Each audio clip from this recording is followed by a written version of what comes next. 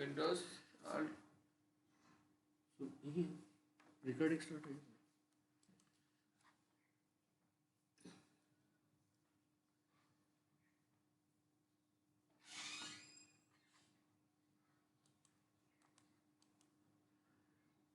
Dear students, I am starting a new topic, jaw suspension and comparative account of jaw suspension.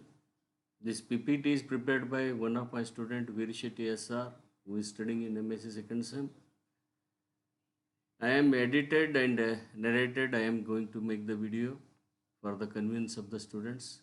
It is one of the very interesting subject where we are going to study the jaw suspension, synopsis, introduction, types of jaw suspension, autodiastolic, amphistylic, hyostylic, autostylic. In autostylic, there are three types: holostylic, monomostylic, streptostylic, and the fifth one is craniostylic. Apart from that, we are going to see the comparative account of jaw suspension and lastly conclusion. Introduction. Jaw suspension means the attachment of the lower jaw with the upper jaw or the skull for the efficient biting and chewing. There are different ways in which these attachments are attained depending upon the modifications in the visceral arches in vertebrates. The vertebrate skull has three major parts: neurocranium, dermatocranium, and the splagmocranium. The splagmocranium has three visceral arches: mandibular arch, hyoid arch, and remaining arches supports the gill. The mainly splagmocranium is involved in the jaw suspension, so that I have taken this part. A typical jaw where you can see red blue colored hyomandibular derivative, that is hyomandibular. The green color is chondrocranium and the yellow color is both the mandibles, upper and the lower jaw. Now we are going to see the first one, autodiastolic. This condition was found in some earliest gnathostomes such as Acanthodians. The jaws are attached to the cranium by anterior and posterior ligaments. Hyoid arch remains completely free or independent and does not support the jaws. The gill cleft in front of the hyoid arch bears a complete gill and does not form any spiracle. This is what the diagrammatic representation, where you can see it is attached only with the help of ligaments. You can see the anterior ligament and this is the posterior ligament. Hyomandibular is completely free, so that this is called as autodiastolic. Now coming to the amphistylic, this is rather primitive arrangement found in the Crossopterygi and some primitive sharks, Heptanus and Hexanus. The chorda are the basal and the optic processes of upper jaw, that is mandibular arc, are attached by ligaments to the chondrocranium. Similarly, the upper end of hyomandibula is also attached to the chondrocranium, while the two jaws are suspended each other end. This arrangement makes a double suspension from its, so that amphi means both, style means bracing. Since both first and second arches participate in bracing the jaw against the chondrocranium, so that this is called amphistylic. You can see here the hyomandibular is also involved in this and cranium also involved in this, which are firmly fitted into the cranium. This is what is amphistylic type of jaw suspension. You can see the diagram here. Hyomandibular is also attached, whereas the upper jaw and jaws are directly attached to the cranium. Now coming to the hyostylic, it is found in most elasmobranchs and all the bony fishes. Upper jaw is loosely attached to the anterior ethmoplaten to the cranium. Both the jaws are braced against hyomandibular. the upper end of which fits into the auditory region of the skulls. Since only hyoid arch braces or binds the two jaws against the cranium, this jaw suspension is called hyostylic.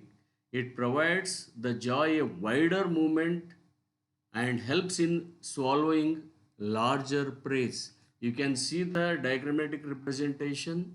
Here what happens, it is only the hyomandibular which is involved in the attachment of the jaw. The upper jaw is simply plateau-chordate. They are very loosely arranged so that this helps the animal to open, because the hyomandibular is directly attached to the cranium, so that there can be a flexible movement. With the help of that, the animal opens its mouth. Now coming to the autostylic or autosystylic. This condition is found in the extinct placoderms, chimeras, lungfishes, and most tetrapods, that is, amphibians, reptiles, and the birds. Hyomandibular does not participate but becomes modified into columella or stapes of the middle ear for transmitting sound waves. Remember here, autostylic, it is hyomandibular is not participating in the jaw suspension. It is only going to form ear bones. So that remember this, the upper jaw directly and intimately bonds to the cranium by investing dermal bones, auto, self. The articular of the lower jaw articulates with the chordate of the upper jaw. This is autostylic. You can see here almost the hyomandibular, it is going to form the columella or the stapes. The jaws are firmly attached to the cranium. This is autostylic. Hyoid is totally free.